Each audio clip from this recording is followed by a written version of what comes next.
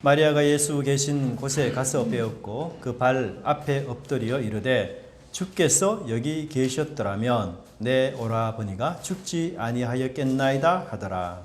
예수께서 그가 울는도가 또 함께온 유대인들이 웃는 것을 보시고 심령의 비통이 일으키시고 불쌍히 여기사 이르시되 그를 어디 두었느냐 이르되 주여 와서 보옵소서 하니 예수께서 눈물을 흘리시더라. 이에 유대인들이 말하되 보라 그를 얼마나 사랑하였는가 하며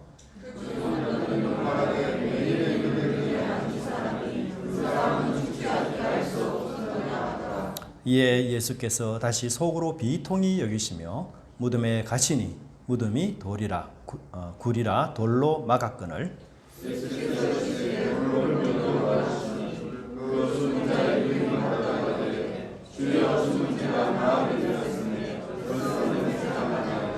예수께서 이르시되 내 말이 네가 믿으면 하나님의 영광을 보리라 하지 아니하였느냐 하시니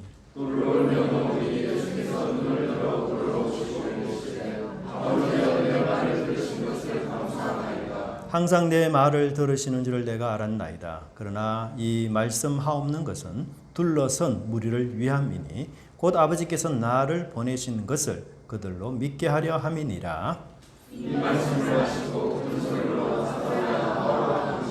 같이 보겠습니다. 죽은 자가 수족을 배로 동인 채로 나오는데 그 얼굴은 수건에 쌓였더라. 예수께서 이르시되 풀어놓아 다니게 하라 하시니라. 아멘. 네, 우리 좌우 옆분 보시면서 잘 오셨습니다. 반갑습니다. 환영합니다.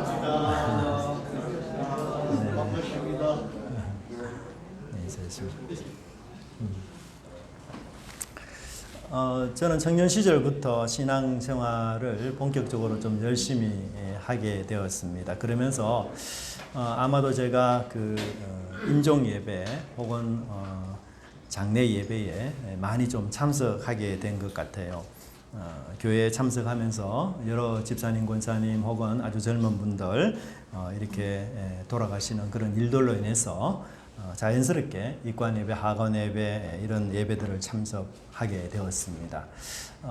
그러면서 하나님께서 참 복을 주신 그런 복된 죽음이시다 이런 느낌도 있었지만 사실 그렇지 못한 분들도 또한 주변에 많이 있었습니다. 하나님께서 왜 이렇게 순전하고 또 귀한 사람을 그것도 젊은 나이에 데려가실까 그런 의문이 들었던 그런 경험들이 있었습니다. 제가 대구의 모 교회의 교육 목사로 사역하고 있을 때에 그 당시 아주 그 교회 내에서 아주 신실한 청년 한 사람을 만났는데요. 그 청년이 한 30대 초반 되는 청년이었습니다. 근데 이 청년은 굉장히 불우한 어린 시절을 보냈습니다. 고아로 자라면서 그런데도 전혀 삐딱선을 타지 않고 자동차 정비소에서 아주 성실하게 일하는 청년이었습니다. 뭐 가끔 엔진 오일을 교환하러 가면 정말 그 청년이 꼼꼼하게 이야기하지 않는 부분도 참 상세히 잘 살펴주고 뭐 직장 내에서도 그 청년 이야기하면은 직원들이 다 인정할 만큼 아주 그렇게 신실하고 청년이 그냥 일 그리고 교회 뭐 이렇게만 생활이 전부였던 그리고 헌신도 많이 한 그런 친구였는데요.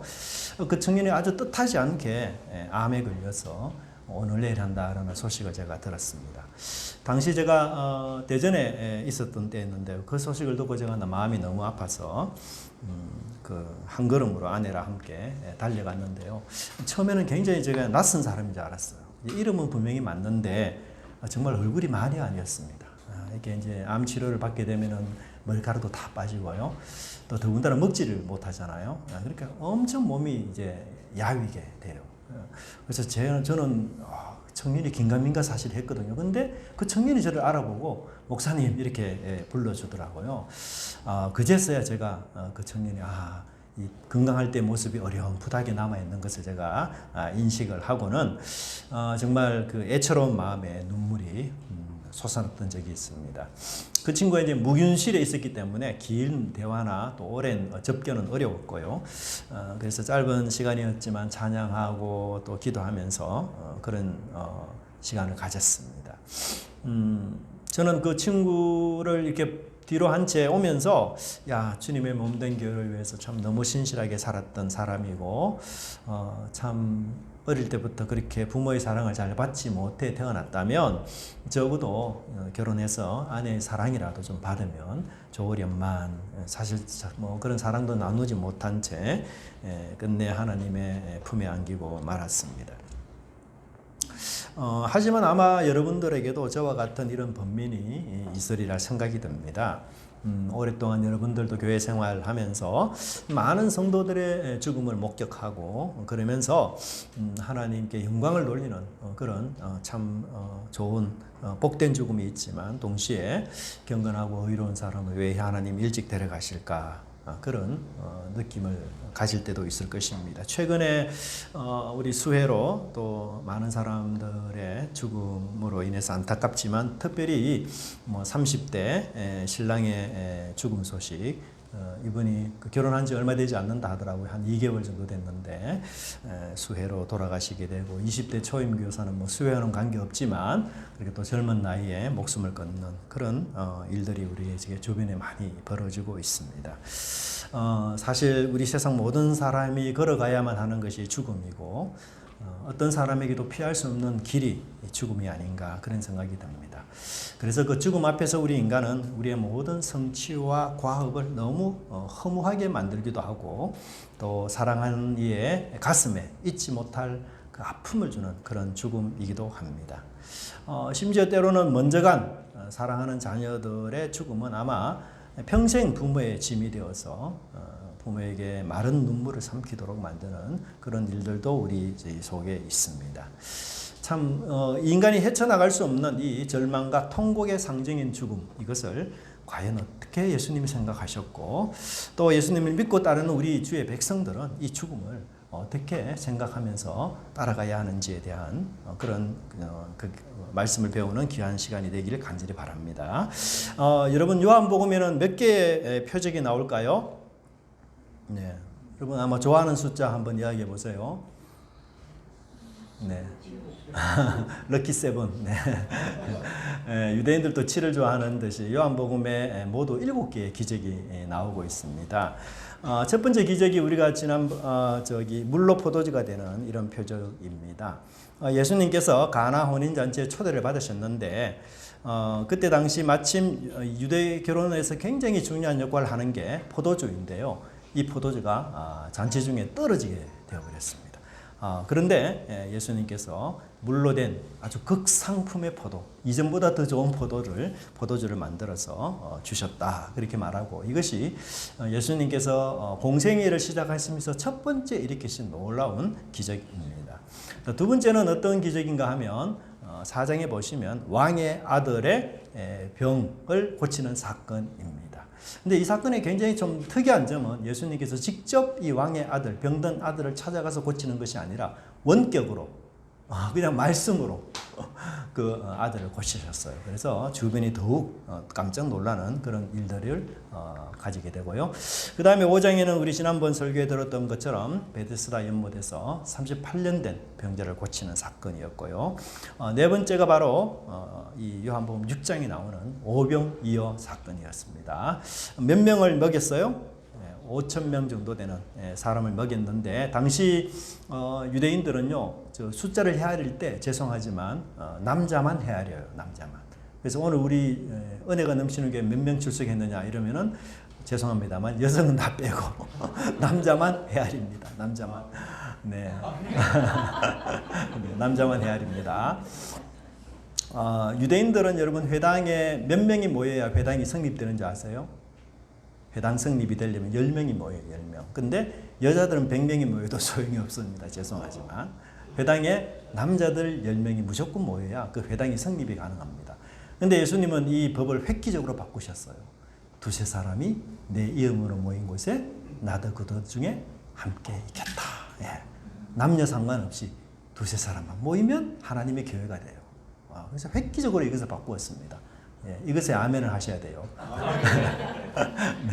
자, 오병이어 사건이었죠.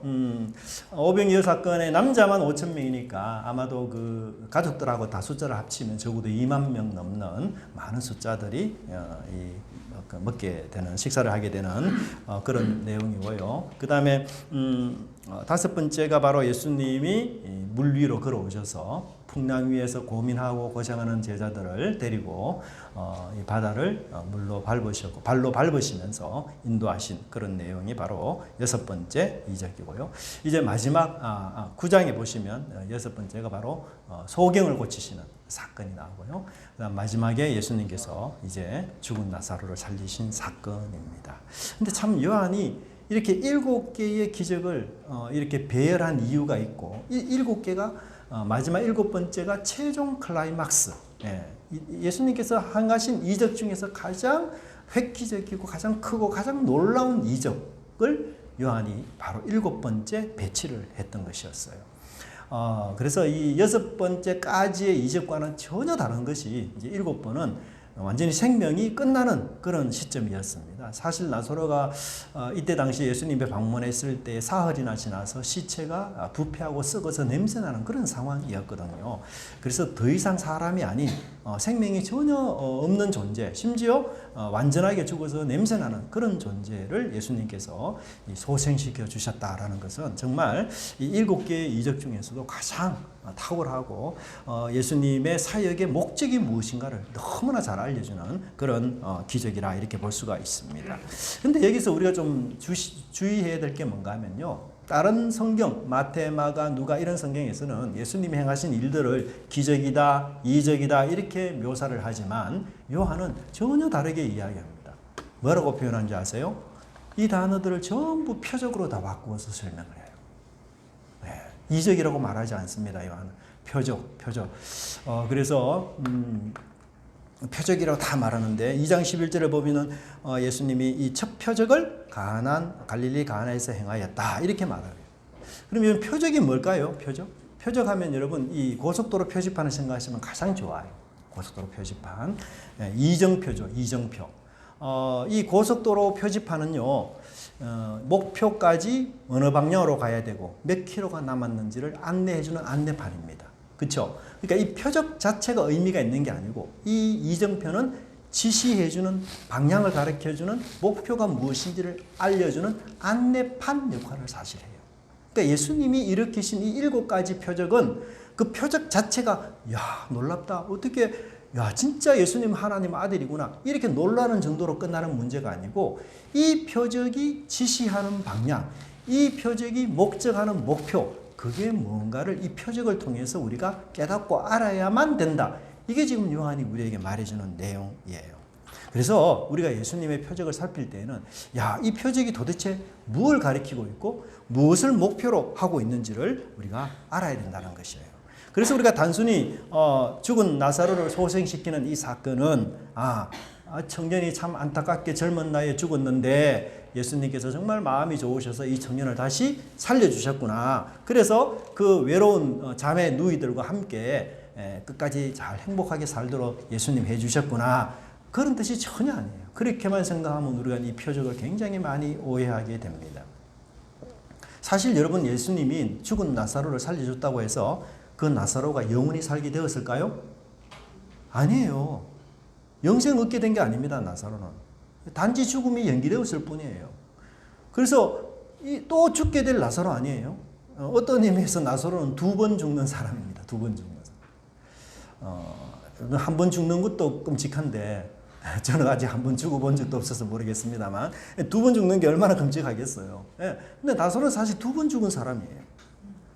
그래서 나사로를 살리신 이유는 나사로를 살리심으로써 결국 영생이 있다는 거예요. 우리 죽으면 다 끝이야. 죽으면 아무것도 없어. 죽으면 다 그냥 모든 것이 끝나는 거야. 그게 아니고 죽음 이후에도 영생의 길이 있다는 사실을 예수님이 가르쳐 주기 위해서 또 예수님은 죽음의 정복자라는 사실을 알려주기 위해서 그래서 예수님이 이 나사로를 소생시켜 주신 것입니다.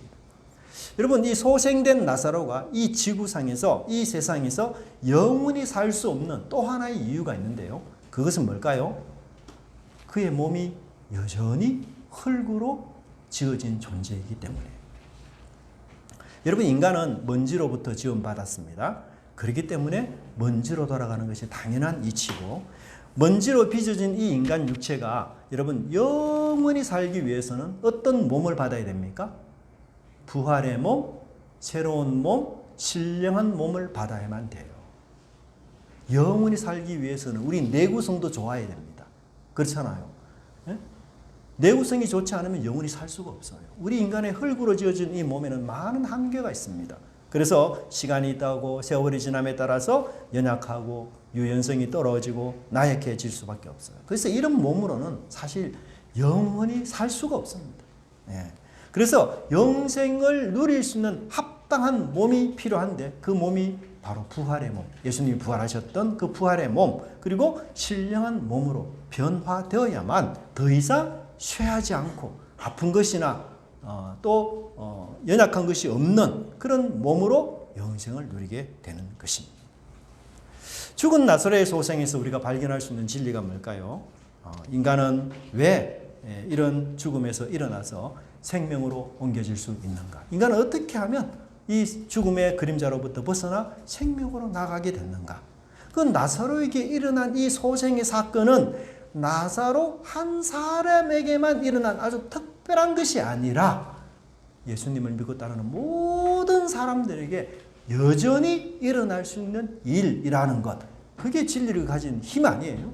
그 진리가 우리가 무엇인지를 우리가 깨닫고 나아가야 된다는 것입니다. 그래서 제가 소원하기에는 우리 오늘 이 예배에 참석한 말씀을 듣는 모든 분들이 정말 예수님을 제대로 바로 깨닫고 이 영생의 은혜를 누리는 그런 기쁨이 넘치기를 간절히 바랍니다. 또 나사로는 비록 몸으로 소생했지만 우리는 죽음 이후에 부활의 몸, 신령한 몸, 그런 몸으로 주님과 영원히 살게 될 것을 항상 우리가 기억하면서 이 세상의 사망의 힘을 이기는 그런 믿음으로 우리가 살아갔으면 좋겠습니다. 네, 자, 첫 번째 한번 따라해 보십시다. 예수님은 나사로를 깊이 사랑하셨습니다.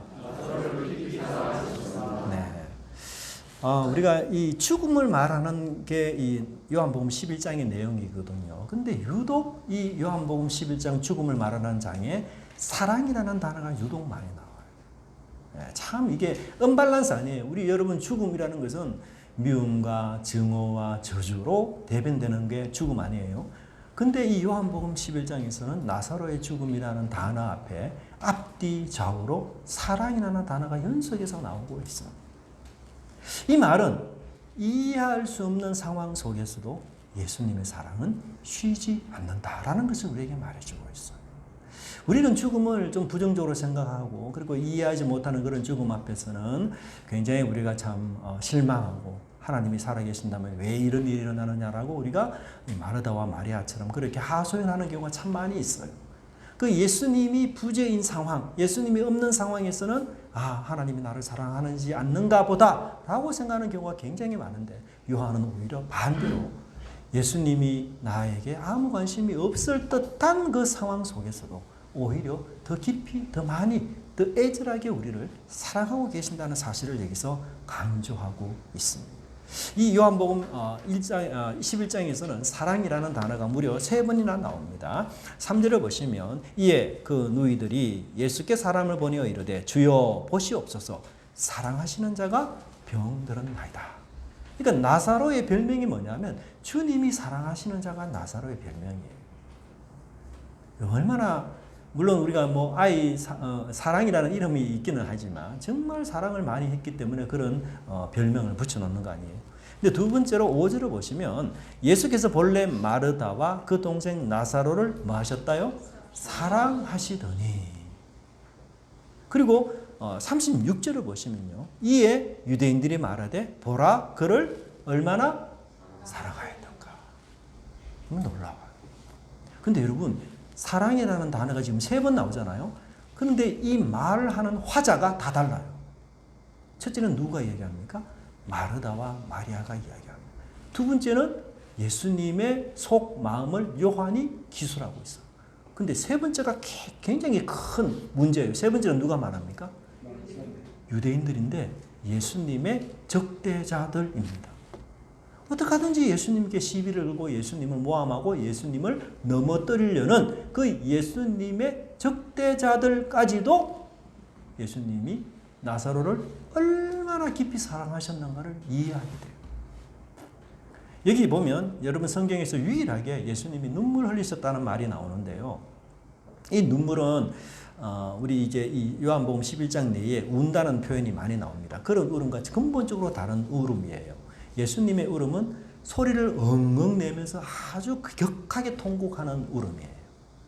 보통 사람은 그냥 흐느껴 울고 눈물만 닦고 이렇게 하지만 이 예수님의 울음은 그게 아니고 남자로서 좀 이렇게 뭐랄까요, 수치스러울 수 있지만 엉엉 크게 소리를 지르면서 우는 그런 울음이 있어요. 그래서 그 울음 소리를 들은 유대인들이 야, 정말 예수님 나사로를 깊이 사랑하셨구나, 그렇게 느끼고 그들이 고백했다는 사실입니다. 여러분, 예수님이 나사로를 소생시키시는 유일한 근거는 뭐냐? 바로 사랑 때문이었어요. 나사로가 잘났기 때문이에요. 혹은 나사로 없이 사는 이 두 자매가 마르다와 마리아가 너무 불쌍해서 그런 게 아니에요. 오직 예수님이 나사로를 사랑했다는 그 이유 하나만 유일하게 나사로의 소생의 근거였고 이유였던 것입니다. 예수님의 이러한 사랑의 최고의 행위는 바로 십자가에서 나타난 사실이었어요. 사실 십자가를 통해서 이 나사로는 회복이 될 겁니다. 소생될 겁니다. 그런데 예수님은 미리 십자가 사건 이전에 이 사건을 보여줌으로써 십자가를 통해서 완전한 영생의 삶이 있을 것을 예시한 내용입니다. 십자가는 예수님이 저와 여러분을 사랑하셨다는 가장 확실하고 가장 분명한, 역사적으로 부인할 수 없는 그런 사건이에요. 그건 주관적인 사건이 아니에요. 역사적으로 증명이 된 객관적인 사건입니다. 그래서 그 십자가를 볼 때마다 우리는 예수님의 변함없는 사랑을 확신할 수 있어야 한다는 것입니다. 요한일서 4장 9절에는 이렇게 나옵니다. 하나님의 사랑이 우리에게 이렇게 나타난 바 되었으니 하나님이 자기의 독생자를 세상에 보내심은 저로 말미암아 우리를 살리려 하심이라. 여러분, 이 세상에서 온 우주에서 통틀어서 최고의 사랑이 뭘까요? 그것은 죽을 사람을 대신해서 죽는 거예요. 그 죽을 사람을 살리기 위해서 자신의 하나뿐인 유일한 목숨을 그 사람을 위하여 죽는 것입니다. 그래서 예수님은 죽었지만 나 같은 죄인이 새로운 생명을 얻어서 새로운 삶을 살게 되었던 것, 이것이 바로 온 우주의 최고의 사랑인 것입니다. 여러분들이 십자가를 믿는다면 저와 여러분은 예수님의 그러한 사랑을 지금 받고 살아가는 것임을 확신해야 하는 것입니다. 지금 내가 사는 것은 누구의 목숨값으로? 예수님의 목숨값을 대신해서 사는 새로운 인생인 것입니다. 예수님의 목숨값으로 치룬 그 놀랍고 위대한 사랑은 포기하지 않아요. 지치지 않습니다. 끊이지 않고 중단되지 않습니다. 넘치고도 또 넘치고 결코 부족하지 않습니다. 그 사랑이 나를 앞에서 이끌어주고 뒤에서 보호해주며 세상의 어떤 것으로도 끊을 수 없는, 끊이지 않는 그 사랑의 줄로 주님이 나를 항상 붙들고 계시는 것입니다. 여러분, 주님의 사랑이 얼마나 위대하고 놀라운지 죽음을 넘어서는 사랑 아니에요. 우리 인간은 사실 죽으면 다 끝이에요. 죽으면 다 끝이에요. 내가 아무리 사랑해도 죽으면 어떻게 할 수가 없어요. 근데 예수님의 사랑은 죽음을 넘어서는 사랑입니다. 하지만 나사로 죽음으로 슬픔을 당한 마리아와 마르다에게는 너무 가슴이 아팠습니다. 그들이 자기 동생 나사로가 죽고 난 뒤에, 오라버니 나사로가 죽고 난 뒤에 예수님을 처음 만날 때 했던 인사말이 여러분 뭔지 아십니까? 21절 보시면 한번 읽어보십시다. 마르다가 예수께 여짜오되 주께서 여기 계셨더라면 내 오라비가 죽지 아니하겠나이다. 32절요. 마리아가 예수 계신 곳에 가서 배웠고 그 발 앞에 엎드려 이르되 주께서 여기 계셨더라면 내 오라비가 죽지 않겠나이다. 네. 이 마르다와 마리아의 마음을 여러분 이해하시겠죠? 주께서 여기 계셨더라면 내 오빠 죽지 않았을 텐데. 사실 나사로가 굉장히 병으로 위험하다는 그 그 얘기를 이미 죽기 전에 기별을 넣었어요. 예수님께. 그죠? 그런데도 예수님은 사실 오지 않았어요. 의도적으로 미루고 오지 않고 이제 나사로가 죽은 이후에 예수님이 비로소 오셨거든요. 그러니까 마리아와 마르다의 마음은 얼마나 예수님이 참 어떤 의미에서 섭섭하죠. 예수님, 내 오빠가 살아있을 때 예수님 오셨더라면 예수님 기도하시고 하면 내 오빠 낫지 않겠습니까? 그런 마음이 간절하게 들지 않겠어요? 그래서 마리아와 마르다는 다 같이 똑같이 나사로가 죽은 이유가 바로 당신이 안 계셨기 때문입니다. 예수님이 부재했기 때문입니다. 예수님 그때 그곳에 함께 하시고 그렇게 역사하셨더라면 내 오빠는 죽지 않았을 거예요. 라고 한탄을 하고 단호를 하는 것입니다. 마리아와 마르다는 예수님의 사랑을 의심했던 것이었어요. 예수님에 대한 신뢰가 깨어지고 있었던 것입니다. 예수님께 많은 기대를 걸었는데 그 기대와 소망이 물거품처럼 다 사라지는 상황이었어요. 그래서 그들은 예수님을 향해서 원망하고 한탄하는 모습을 가졌던 것입니다. 만일 예수님이 병자를 전혀 치료할 수 없는 분이라면 어떤 소망도 기대도 하지 않았을 거예요. 그렇잖아요? 그런데도 예수님은 수많은 병자를 고치시고 심지어 눈먼 자까지 고쳤어요. 그래서 여러분 그 예수님 주변에 있는 사람이 그런 얘기 하잖아요. 그 중에 어떤 이는 말하되 맹인의 눈을 뜨게 한 이 사람이 그 사람은 죽지 않게 할 수 없었더냐? 예수님을 비아냥거리면서 예수님 맹인의 눈을 고친 분인데 좀 일찍 와서 나서로 병들었을 때 고쳐주시지. 그 능력을 도대체 왜 지금 사용하지 않고 말이야 사람 이렇게 불행에 빠뜨리느냐라고 그들을 옆에 사람들까지도 수군거리며 그렇게 이야기했어요. 예수님 그렇게 사랑이 많다고 하신 분이셨는데 예수님 그렇게 능력이 많다고 하셨는데 예수님 나를 위해 십자가에 못 버렸다고 그렇게 이야기하셨는데 왜 이 상황에서는 왜 이 고통 속에서는 예수님 함께하지 않습니까? 그래서 왜 나에게 이런 아픔과 왜 나에게 이런 상실의 고통을 주시는지요? 왜 이런 침묵을 하시는지요? 왜 하나님 역사하지 않습니까? 왜 내가 이렇게 비참하도록 하나님 그냥 두십니까? 우리 역시 참 이런 상황에서 수용하기 어려워서 주님이 여기 계셨더라면 이라고 외치고 싶을 때가 참 많습니다.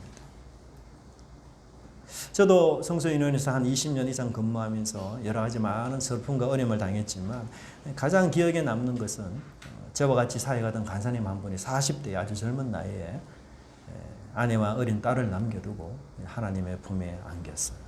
그 친구도 암이 걸려서 이렇게 하나님 품에 안겼는데 참 그때 우리 성소년 전체가 참 많이 가슴이 아팠습니다. 차라리 예수님이 이 치유의 능력이 없고 또 고치는 능력도 없어서 아예 우리가 소망하지 않았더라면 그런 큰 아픔도 없었을 텐데 그런 생각들을 우리가 가지게 될 때가 있지 않습니까? 또한 죽음은 거대한 단절 아닙니까? 사랑하는 이들을 우리에게서 갈라놓습니다. 죽기 전과 죽은 이후의 차이는 정말 충격적입니다. 움직이던 손과 발, 눈동자 그리고 호흡은 죽는 순간 모든 것이 멈춰버립니다. 반응하고 대답하고 교감을 나누던 그 사랑스러운 말들은 죽는 순간 더 이상 들리지 않습니다. 그래서 우리가 사랑하는 사람들의 이별이라든지 예기치 못한 죽음에 대해서 우리는 당황하고 하나님 그런 죽음은 있어서는 안 됩니다 라고 마리아처럼 마르다처럼 하소연할 때가 참 많습니다. 그런 죽음 속에서 우리가 예수님의 사랑 찾을 수 있을까요? 아니, 찾지 못합니다. 오히려 우리는 그런 죽음에서 하나님 사랑을 부정하고 싶어요. 마리아와 마르다처럼 그냥 울기만 할 뿐이에요. 나사로의 죽음 앞에서 여러분 마리아는 그저 울 뿐이었습니다. 나사로가 이미 죽은 지 사흘이 지났잖아요. 그런데 이 마리아와 마르다의 눈에는 눈물이 끊이지 않았습니다. 그 극한의 슬픔은 어떤 특징이 있는가 하면 시간을 정지시켜버려요. 여러분의 인생 속에 아주 극한의 슬픔을 한번 당해보십시오. 그러면요, 내 모든 시간이 다 정지가 됩니다. 그리고 계속해서 내가 과거에 머물도록 만들어버립니다. 그래서 그 과거의 슬픔에서 헤어나오지 못하게 해요. 그 사람에게는 현재가 존재하지 않습니다. 그 정지된 과거에 갇혀서 계속해서 슬픔으로 현재를 살 뿐이에요. 요한은 이 마리아를 계속해서 우는 사람으로 묘사하고 있습니다. 그런데 마리아처럼 계속해서 우는 사람이 또 등장하는데 그 사람들은 바로 유대인들입니다. 네. 그래서 33절을 같이 한번 보겠습니다. 예수께서 그가 우는 것과 또 함께 온 유대인들이 우는 것을 보시고, 이 본문은 그가라는 말은 마리아와 마르다거든요. 마리아 마르다는 한없이 울 뿐인데 그 옆에 있는 유대인들도 함께 동참해서 마리아의 슬픔을 공감하는 그런 능력은 물론 있어요. 그런데 문제는 뭐냐? 그게 불신앙, 비신앙이라는 것이에요. 오늘 본문에 보면 말씀을 잘하는 마리아, 여러분 그동안 우리 복음서에서 마리아가 얼마나 하나님 말씀을 잘 경청하는 그런 사람이었습니까? 그런데 나사로의 죽음 앞에서는 말씀을 잘 들은 마리아의 슬픔도 그치지 못했습니다. 마리아와 마르다, 유대인 동일하게 그 죽음 앞에서는 모두 불신자들처럼 그렇게 슬픔만 가득하는 인생으로 살아가고 있다는 것을 이야기하고 있습니다. 우리도 인생을 살다 보면 이 믿음의 행진이 멈추는 시간들이 있습니다. 평소에는 내가 하나님 잘 믿고 잘 따르고 확신하는 은혜 속에 살아가지만 그러나 어떤 상황에 이르게 되면 예기치 않는 고난과 고통 속에 우리가 들어가게 되면 불행이 우리 삶을 연속적으로 강타하게 되면 우리는 그 삶의 큰 무게 앞에 짓눌려서 그냥 주저앉고 말아버리는 거죠. 그리고는 마리아처럼 한없이 울기만 할 뿐입니다. 그래서 그 슬픔이 우리 마음을 지배하고 낙심과 절망과 좌절이 우리 마음을 장악해서 야, 예수 믿어도 별 소용없구나. 그런 불신의 말이 우리 마음에, 우리 입에서 나오려고 하는 것이에요. 그 불행한 사건 앞에서 우리 마음 갈기갈기 찢어져서 정말 늘 후회와 한탄으로 하루하루를 보내기도 합니다. 전능하신 하나님이 내 곁을 떠나지 않았고 그 사랑이 내게서 단절되거나 쉬지 않았음에도 불구하고 너무 큰 그 슬픔 때문에 죽고 병든 마음은 믿음을 회복하기가 심히 어려운 상태에 이르게 된 것이었습니다. 두 번째 한번 따라 하십시다. 예수님의 사랑은 죽음보다 강렬합니다. 사랑의 예수님은 결코 가만히 계시지 않으셨습니다. 예수님의 사랑은 우리 인간의 사랑과 달리 죽음을 이기고 능가합니다. 예수님의 사랑은 우리 인간의 사랑과 달리 죽음 이후에도 지속되는 사랑, 영향을 주는 사랑, 죽음조차 넘어서는 그런 놀라운 사랑입니다. 우리의 입장에서 이미 과거 일어난 일, 이미 엎질러진 물, 이미 어떻게 돌이킬 수 없는 그 일이라 할지라도 주님의 손에서는 새롭게 창조되고 새롭게 만들어질 수 있다는 사실입니다. 11장 본문에서 예수님은 두 번이나 비통히 여기셨다라고 표현하고 있습니다. 11장 33절에 보시면 우는 것을 보시고 심령의 비통히 여기시고 38절에 예수께서 다시 속으로 비통히 여기시며 여러분 이 비통히라는 말은 복음서에서 잘 등장하지 않는 아주 강한 표현입니다. 이 표현은요 분노도 포함이 되어 있어요. 분노와 함께 슬픔이 어우러져서 나오는 감정 이게 비통함입니다. 예수님께서는 나사로의 죽음 앞에서 왜 이렇게 비통하시고 왜 이렇게 강한 분노를 내시며 불쾌감에 함께 섞인 그런 슬픔을 묘사하시는 것일까요? 그것은 바로 죽음에 대한 거룩한 노여움의 표시인 것입니다. 예수님은 나사로가 죽은 사건 때문에 이렇게 비통하지 않았어요. 왜냐하면 나사로를 곧 소생시킬 것이기 때문인 거죠. 그래서 나사로의 죽음에 대해서 예수님은 비통이 된 게 아니에요. 그게 뭔가 하면 나사로를 죽음으로 몰고 간 그 죽음이라는 원흉, 인간을 모두 죄악에 빠뜨려서 죽음의 포로로 사로잡는 그 죽음이라는 사탄의 원흉, 그에 대해서 예수님이 비통히 여기시고 거룩한 노여움을 표현했던 것이었습니다. 여러분, 우리 인간에게 사망과 음부는 결코 자연스러운 게 아니에요. 악한 것이고 하나님의 창조를 파괴하고 무너뜨리는 원수이며 원래 하나님 우리를 영원히 살도록 창조하셨습니다. 우리를 하나님 형상으로 만드실 때 죽음에 그냥 삼키는 더덥고 아주 시시한 존재로 하나님 우리를 창조하지 않으셨어요. 하나님의 형상을 닮은 우리 인간에게 죽음은 불청객이고 사라지고 없어져야 될 인류의 원수입니다. 하지만 사단의 말에 순종한 아담과 하와를 통해서 이제 죽음이 왕노릇하게 되었던 것이었고 모든 인류는 이제 사망의 그늘과 죽음의 공포에 사로잡힌 포로가 되었던 것이었으며 죄의 종로로 타는 인류는 사탄의 노예가 되어서 사탄은 죽음이라는 이 두려움과 공포로 인류를 농락하고 지배했던 것이었습니다. 하지만 이제 세상과 인류의 최대적인 사단이 물러가야 할 때입니다. 그의 왕노릇, 그의 통치, 이건 이제 종말을 맞이해야 할 때가 왔던 것이죠. 그래서 예수님은 비통해 하시면서 죽은 나사로를 큰 소리로 그의 이름을 부르셔서 마침내 나사로를 소생시켰던 것입니다. 이는 예수께서 죽음을 넘어선 사랑을 묘사하는 것이고 죽음까지도 초월해서 죽음 넘어서도 역사하고 영향을 미치는 그 사랑을 우리에게 묘사해 주고 있습니다. 예수님은 요한복음 10장 3절에서 선한 목자는 양의 이름을 불러 각각 그 이름을 불러 인도하여 낸다라고 이야기하셨어요. 문지기는 그를 위하여 문을 열고 양은 그 음성을 듣나니 그는 자기 양의 이름을 각각 불러 인도하여 내느니라. 여러분, 양이 어리석은 점이 굉장히 많지만 또 하나의 아주 중요한 장점이 뭐냐면 목자의 음성을 기가 막히게 캐치해요. 그래서 양들이 여러분 개처럼 아주 그 청력이 발달되어 있기 때문에 주인이 자기 이름을 부르잖아요. 그러면 굉장히 잘 반응해요. 혼돈하지 않습니다. 목자의 음성을 굉장히 잘 분별하고 따라가요. 예수님이 문지기로서 양의 이름을 각각 불러 인도하여 낸다. 언제 양의 이름을 부르십니까? 오늘 본문 11장에 바로 나사로의 이름을 예수님이 그렇게 부르셨던 것이었습니다. 여러분, 아마도 나사로의 이름 부르지 않고 예수님이 나오너라 이렇게 이야기하셨다면 무덤에 있는 모든 자들이 다 나왔을 겁니다. 나사로의 이름만 부르셔서 그를 하나님이 소생시켜 주셨던 것입니다.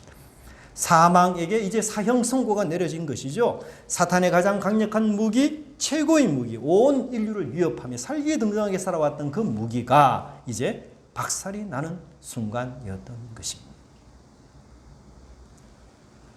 예수님의 사랑의 최고 극치인 십자가 죽음은 후회로 가득한 우리의 과거 삶까지도 온전하게 만들 수 있습니다. 즉, 죽은 나사로를 치료하는 것은 돌이킬 수 없는 과거를 치료하시고 회복하시는 예수님의 능력을 말씀하고 있는 것입니다. 여러분, 과거는 우리가 이미 지나간 것, 어떻게 붙들 수가 없습니다. 나의 것, 우리의 것이 아니에요. 그러나 그 과거의 결함이나 연약함조차도 예수님의 능력으로 회복이 되고 인도받는다는 사실을 우리는 깨달아야 될 것입니다.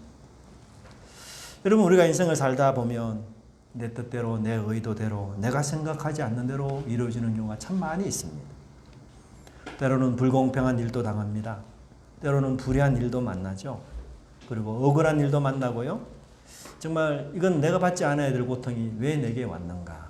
이렇게 우리가 원망하고 불평할 수도 있습니다. 그렇게 지나가버린 과거, 아무리 후회해도 사실 달라지지 않습니다. 그래서 우리는 마르다와 마리아처럼 이렇게 이야기합니다.